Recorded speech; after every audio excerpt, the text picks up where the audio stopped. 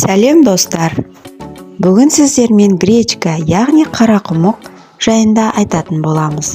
Қарақұмық диетасы жайында білетін бе едіңіз? Қарақұмық диетасы монодиетаға жатады. Оны арықтау үшін 7 күннен 14 күнге дейін ұстау керек. Қарақұмықта калория аз болғанымен ол өте тойымды. Бұл диетаны дұрыс ұстасаңыз 10 кг, кейде тіпті 15 кг салмақта ұстауыңызға болады. Бұл ретте қарақұмық дәнінің ең пайдалы азық түріне жататынын, оны барлық диетологтардың бағалайтынын атап өту керек. Қарақұмық дәні несімен пайдалы? Қарақұмық дәнінде В витаминдері, магний, калий, темір, йод және басқа да минералдар өте көп. Басқа дәндермен салыстырғанда онда көмірсулар аз да жасұнық пен нәруыз аминқышқылдары мол. Суда бұқтырылған дайын қарақұмық ботқасында 90 кал бар. Қарақұмық қан аз, гипертония, бауыр ауруларымен ауыратын адамдардың ас мәзірінде міндетті түрде болуы керек. Жасұнық асқазанды жақсы тазартып, токсиндерді сіңіреді. Қарақұмықты үнемі пайдалану шаш күтіміне, тырнақ пен теріге пайдалы. Қарақұмықпен қалай дұрыс арықтау керек? Қарақұмық диетасымен салмақ тастау үшін айран ішу керек. Оның құрамында кальций, А және В витаминдері және ақуыз өте көп. Одан басқа айран асқазанды жеңіл тазартады. Жарамдылық 3 күннен асқан айран іш өтуін шақыртады. Асқазанның қалыпты микрофлорасын сақтайды. Сондықтан айран мен қарақұмық қосындысы асқазан мен ішек жұмысын қолдап, терінің күтімін жақсартып, асқазанның жалпы жағдайын оңтайлайды. Қарақұмықпен арықтау, салмақ тастау азу жолдары. Қарақұмық диетасының ерекшеліктері. Диетаның пайдалылығы арттыру үшін қарақұмықты дұрыс пайдалану керек. Қарақұмыққа алма мен айраннан басқа ештеңе қоспаңыз. Барлық дәндеуіштер мен тұздықтардан бас тартыңыз. Егер қандай да бір әлсіздік сезінсеңіз, диетаны қойыңыз. Қарақұмық диетасын ұстаған кезде күніне 1 литр айран ғана ішуіңізге болады. Ұйқыға жатарда 3-4 сағат бұрын қарақұмықты жеуге болмайды. Күніне 1,5 литр сұйықтық ішу керек. 3 литр көк шай, су, газсыз минералды сулар, яғни сусын ішсеңіз тіпті жақсы. Тек осы нұсқаулықтарды орындаған жағдайда ғана арықтауға болады. Қарақұмықты азу үшін қалай дайындау керек? Қарақұмықты кешкісін дайындап, таңертең жеу керек. Ботқаға жасыл алмадан басқа ештеңе қосуға болмайды. Дәнді бұқтыруға немесе қайнатуға ғана нұсқаулық етіледі. Диетаның бірінші түріне тоқтала кететін болсақ, кешкісін дәнді жуып қайнатылған суды үстінен құйып, бетін қақпақпен жауып қою керек. Таңғы асқа ботқаны тұзсыз, қанытсыз қолданып, ал түскі асқа ғана кішігірім соуспен жеуге болады. Диетаның екінші түріне келетін болсақ, кешкісін қарақұмықты жуып, үстінен 1-2 қатынаспен су құйып, жоғарғы температурада қайнату керек. Үстін қақпақпен жабамыз. Барлық су сіңгеннен кейін үстін жауып, 6 минуттай баяу отта ұстаймыз. Ботқаны газ плиткасынан алып, үстін орап қойыңыз. Таңғы аста жеңіз. Диетамыздың үшінші түріне келетін болсақ, жуылған дәннің үстінен қайнатылған су құйыңыз да қайта төгіңіз. Кейін қайта ыстық су құйып, орап қойыңыз. 1 стакан дәнге 1,5 стакан су қажет. Қарақұмық диетасы кезінде қолдануға болатын азық-түліктер. Егер мына диетаны ұстау ауыр тиетін болса, онда ас мәзіріңізге мына өнімдерді қосуыңызға рұқсат етіледі. Кептірілген жемістер.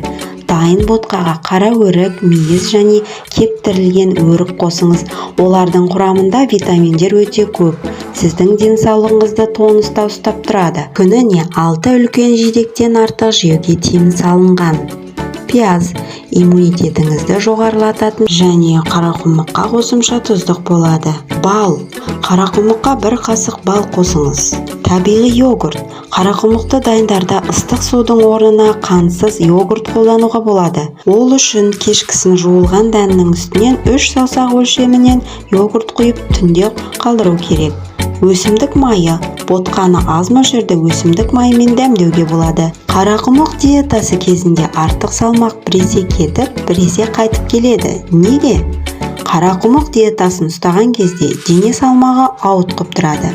Бұның бірнеше себебі бар. Ботқаның дұрыс пісірілмеуі, дәннен басқа түрлі дәмдеуіштердің қосылуы, организмнің ерекшелігі. Егер де бір апта ішінде диета көмектеспесе, онда бас тарту керек. Қарақұмық диетасын қандай жағдайда ұстауға болмайды?